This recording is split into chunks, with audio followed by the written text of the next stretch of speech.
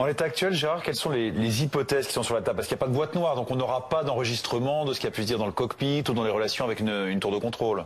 Oui, c'est toute la difficulté. Les boîtes noires, c'est pour les avions de transport public. Or, il était un avion privé qui faisait peut-être du faux transport public. D'ailleurs, il va falloir enquêter là-dessus.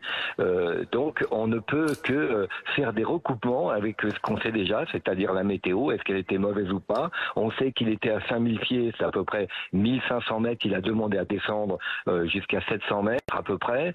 Et là, on va savoir en inspectant l'avion si oui ou non on a eu du givrage, par exemple. C'est un avion que je connais bien pour l'avoir piloté. Il est assez sensible au givrage. Ce givrage, ça veut dire un cumul de glace qui peut arrêter le moteur ou alourdir l'avion. On va voir peut-être que à l'intérieur du cockpit, quelles sont les manœuvres ou les boutons qui ont été enfoncés ou pas, les systèmes anti-givrage notamment, mais autre chose, peut-être une panne moteur. Mais tout ça ne fera que confirmer ou pas l'origine de la panne et savoir ce qui s'est passé avec les recoupements sur le pilote lui-même, son expérience, à qui appartenait l'avion, qui l'entretenait, quelle société l'entretenait et quelle assurance. Donc tout ça va prendre quand même beaucoup de temps, faute d'avoir de boîte noire.